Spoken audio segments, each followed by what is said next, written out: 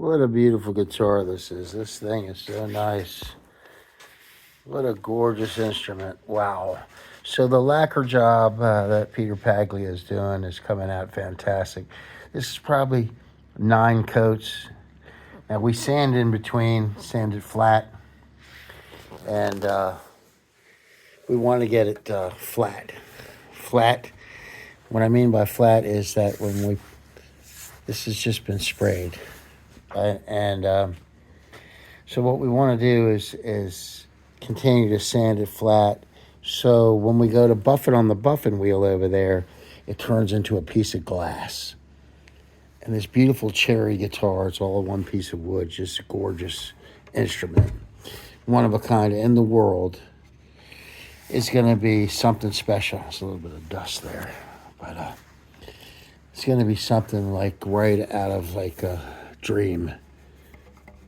And the neck is nice and straight. It's dead straight.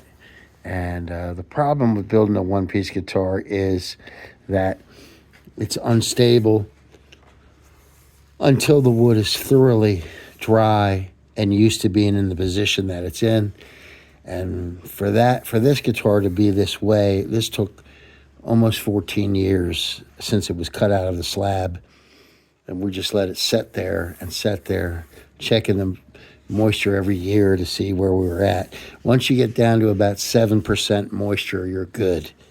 So that's the key on a one-piece guitar. All the other mythology that you hear from guys who have never built one of these that say it's going to bend, it's going to warp, it's going to twist, it's all hogwash. Once it's dry like any other wood you would use for a neck. So that's the big misnomer of people that say bad things. But the issue is it's not very practical. To make one guitar every 14 years is not practical. However, now that it is done, it is a gem among guitars. So probably going to spray it once more. Really work on the fingerboard area, get this to look like the rest of it.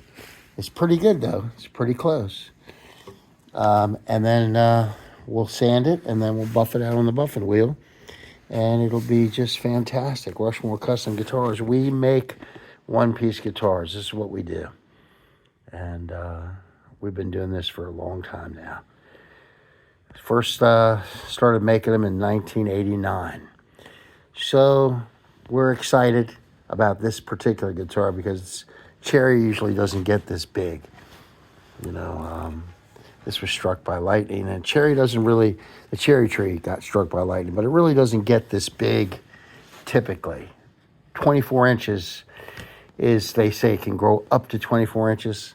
This was 20 inches and from the slab.